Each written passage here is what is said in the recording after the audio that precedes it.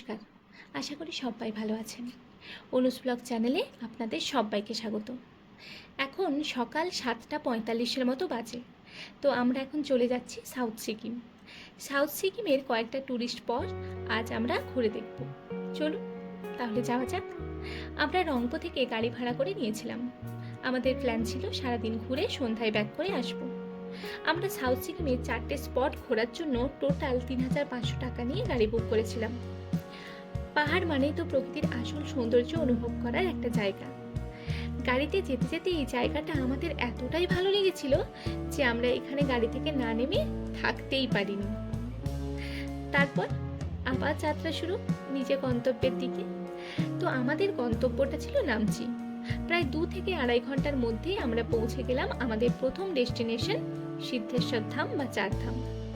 নামটা শুনে কিছুটা হলেও আন্দাজ করা যাচ্ছে, তাই না? 4 ধাম, যেখানে 4টে ধাম একসাথে রয়েছে। টিকিট কেটে ভেতরে প্রবেশ করলাম। এখানে মহাদেব বসে রয়েছেন আর তার চারপাশে রয়েছে 4টা ধাম। এটাই হলো এই পুরো জায়গাটার সারসংক্ষেপ। জুতো খুলে আমরা এগিয়ে চলেছি আসল মন্দিরের দিকে। দেখতেই পাচ্ছেন খুব সুন্দরভাবে জায়গাটা সুসজ্জিত আর খুবই পরিষ্কার। এবার 4 ধাম সম্পর্কে কিছু বলি। এটি নামচি বাজার থেকে 5 কিমি দূরে ষোলপাখি হিলে অবস্থিত। এতে বিশ্বাস করা হয় যে এই স্থানের একবার দর্শন আপনার জীবনের সমস্ত পাপ মুছে দেওয়ার জন্য যথেষ্ট। এখানে মহাদেবের 108 ফুট উঁচু মূর্তি রয়েছে এবং তাকে ঘিরে রয়েছে 12টি জ্যোতির্লিঙ্গ, যেটা মূলত আমাদের ভারতের 4টে জায়গাতেই দেখতে পাওয়া যায়, যেমন পূর্বে জগন্নাথ, পশ্চিমে দ্বারকা, দক্ষিণে রামেশ্বরম এবং উত্তরে বদ্রীনাথ ধাম। জায়গাটা অনেকটাই বড়। আজ ওয়েদারটা খুব ভালো, তাই আমরা এখান থেকেই কাঞ্চনজঙ্ঘাকে দেখতে পাচ্ছি। ওই যে দূরে, জানি না বুঝতে পারছেন কিনা, সারি সারি সাদা মেঘ আর কাঞ্চনজঙ্ঘা মিলেমিশে একাকার হয়ে গেছে। সে এক অপূর্ব দৃশ্য।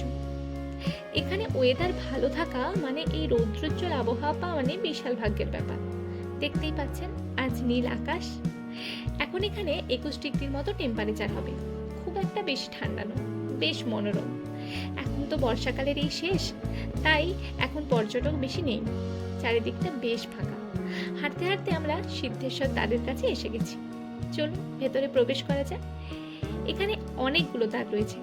ধামটা এতটাই বড় যে আপনি বুঝতেই পারবেন না কোথা থেকে গিয়ে কোথায় শেষ হবে। চারিদিকে অনেক ছোট ছোট মন্দির রয়েছে। এই যে 108 ফুট উঁচু মহাদেবের মূর্তি, আর এটা হলো প্রার্থনা হল। এটা এখন বন্ধ। চারিদিকে অনেক ছোট ছোট মন্দির আছে। এই যে এগুলো হলো ফোয়ারা। এখন জল নেই, বন্ধ আছে বোতল, পরিষ্কার করা হচ্ছে। আসলে তো এখন সিজন নয়, তবে চারিদিকটা সুন্দর মেনটেনেন্স করা হয়। সিঁড়ির এতগুলো ধাপ পেরিয়ে পৌঁছে গেলাম আমাদের আরাধ্য ভোলেনাথ বাবার কাছে। মন্দিরের ভেতরের কারুকার্য অসাধারণ। এখানে পুজো দেওয়া যায়, বাবার মাথায় জলও ঢালা যায়।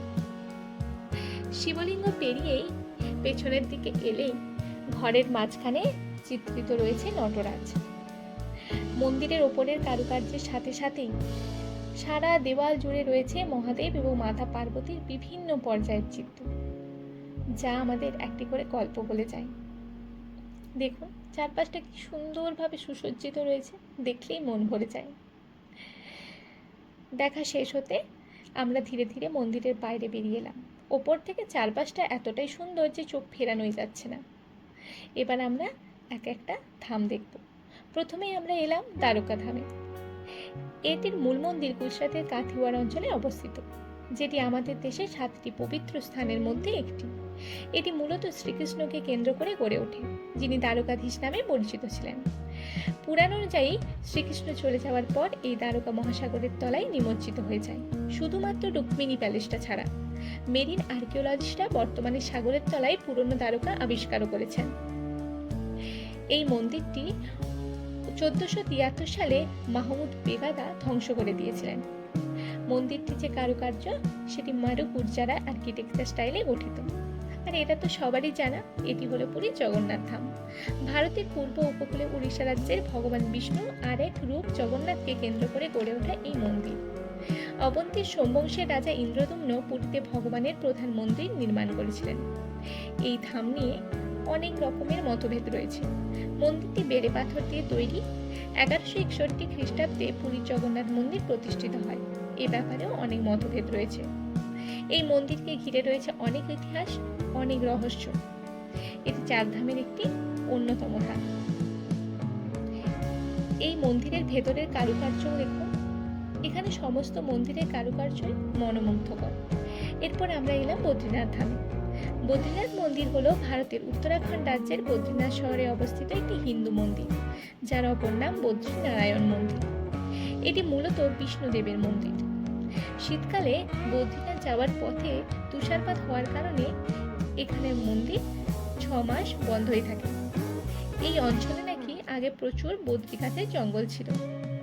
পুরাণে কথিত আছে যে এখানেই বদ্রী গাছের একটি বদ্রী গাছের নিচে বসে ধ্যান করেন ভগবান স্বয়ং শ্রীবিষ্ণু। আদি শঙ্করাচার্য এই মন্দির প্রতিষ্ঠা করেন। এখানে প্রতিটি ধামে একজন করে পুরোহিত বসে আছেন, যিনি চরণামৃত দেন। আপনি দক্ষিণাও দিতে পারেন। এরপর শেষ ধাম রামেশ্বরম ধাম। এই মন্দিরটি 856 ফুট লম্বা এবং 657 ফুট চওড়া। মন্দিরটির কারুকার্য অসাধারণ আর উচ্চতাও বেশ। রামেশ্বরম ধাম তামিলনাড়ুর রামনাথপুরম জেলায় অবস্থিত। রামেশ্বরম নামটি এসেছে রামের ঈশ্বর কথাটি থেকে।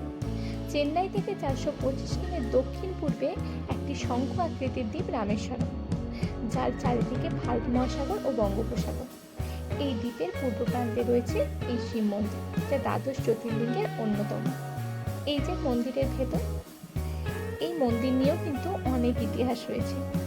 এত কিছু তো একটা ভিডিওতে বলা সম্ভব না। এই মন্দিরের ভেতরেও সিলিংয়ে অত্যন্ত সুন্দর কারুকার্য। ইনি হলেন পরশুরাম। এখানে যে ঘরটি দেখছেন, সেখানে একজন ব্যক্তি রয়েছেন, যিনি ভবিষ্যৎ বলে দেন, অনেক রোগ ব্যাধিও ভালো করে দেন। ব্যাস, তাহলে আজকে আমাদের চারধাম ঘোরা কমপ্লিট। আজ এই পর্যন্তই। দেখা হবে পরের ডেস্টিনেশনে। Till then, be happy and stay safe. ওপরের ইউটিউবে লিঙ্ক দেওয়া আছে। Please subscribe my YouTube channel. Tata.